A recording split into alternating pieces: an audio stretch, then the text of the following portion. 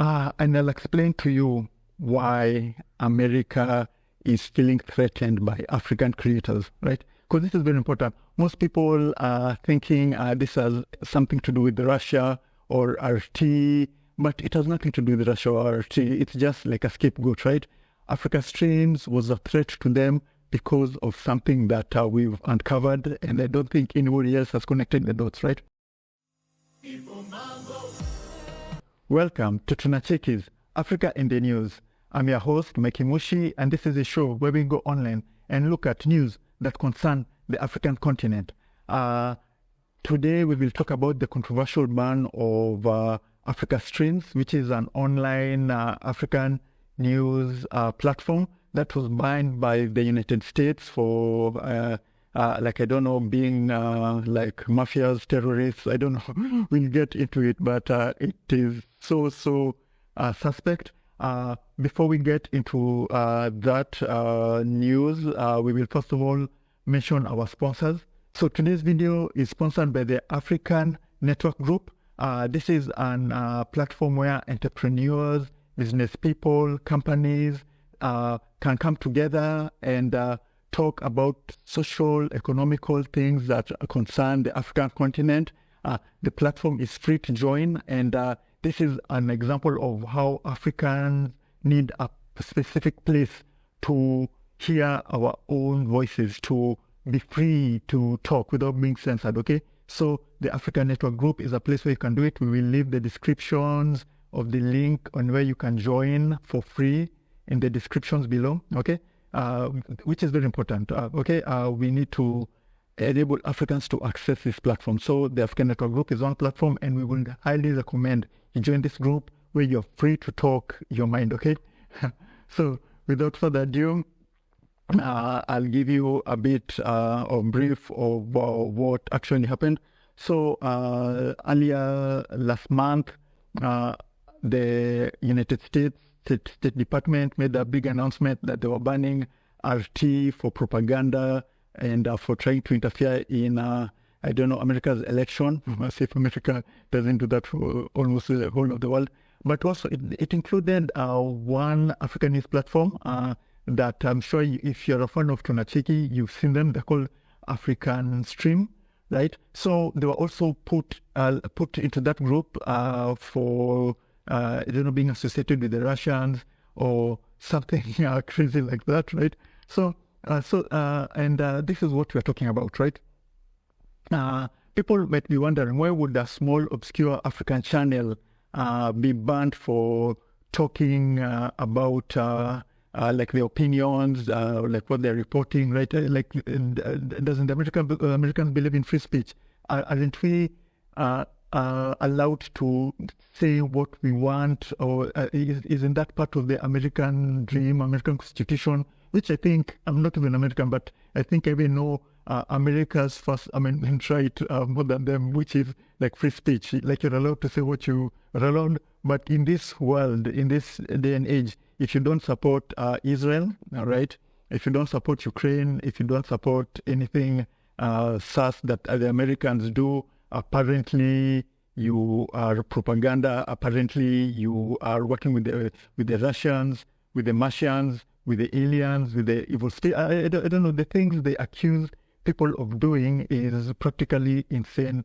And as a joke, I can just imagine Anthony Blinken making an announcement, because, at Tunacheki, we are non-affiliated. We are not sponsored by anyone.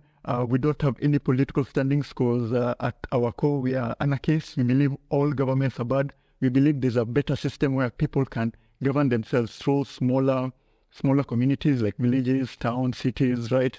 Yeah. But this whole point of one whole government, regardless if it's a communist government like China, if it's an oligarch government like the United States, but the United States is not a democracy.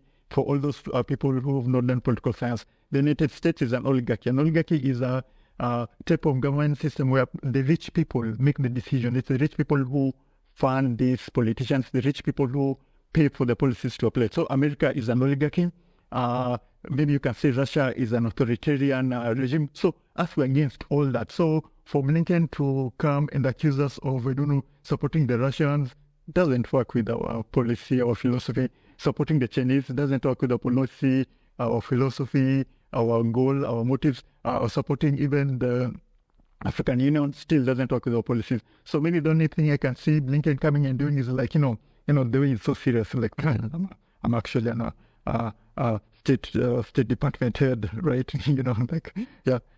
Tunacheki has been accused of receiving funding from the Martians. No, okay, that's a bit too crazy. Tunacheki has been accused of receiving funding from the African spirits from the day back. Okay, they may try that, but okay. But no, maybe Tunacheki has been accused from receiving funding from the dead Gazan, their Congo children that as American keep bombing and murdering and genociding. Yeah, maybe that's a true accusation, because the things that America do and the chaos they cause in this world motivates us to do what we do, right? To enlighten the world that whatever Blinken is doing in Gaza, in Lebanon, supporting genocide is wrong, right? And whatever the United States policy in looting their Congo and enabling the deaths of countless African children is wrong, right? So that's our take on that, and how we think the State Department, the American image has practically become a joke worldwide, right?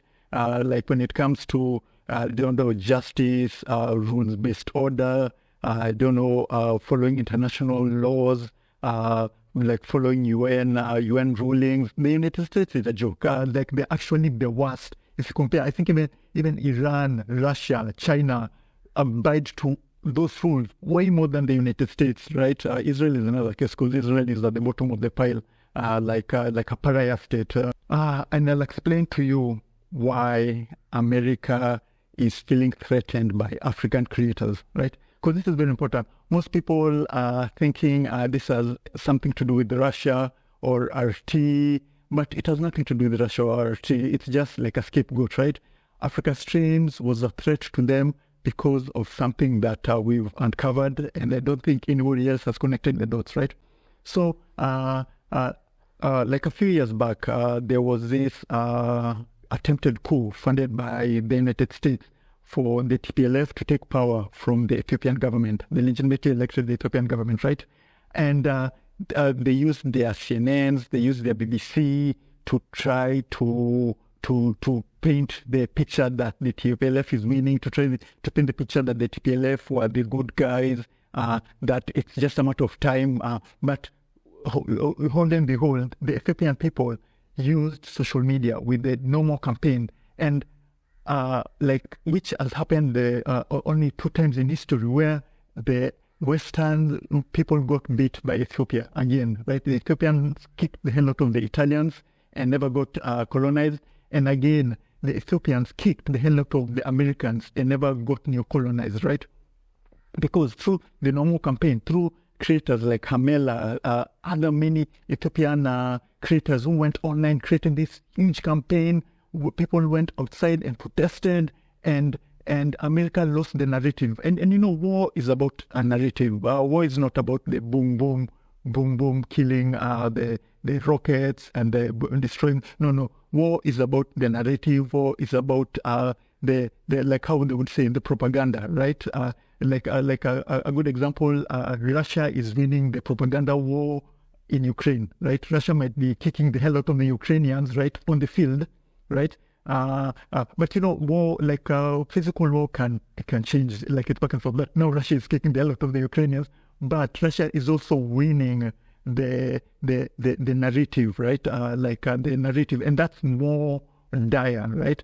The same way, the Ethiopians beat the narrative on the international media, and the No More campaign won out, and because of that, the TPLF lost their funding, and they were eventually defeated, right?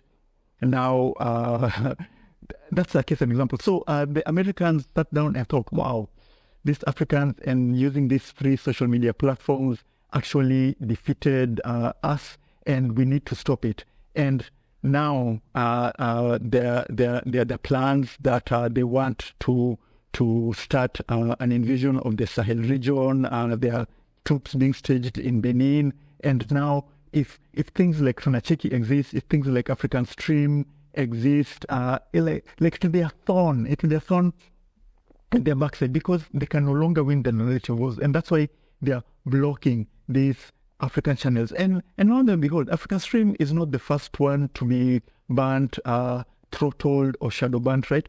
The aftermath of the normal campaign, so many Ethiopian creators have come to me saying they feel their channels are being shadow banned. Some got banned on Twitter.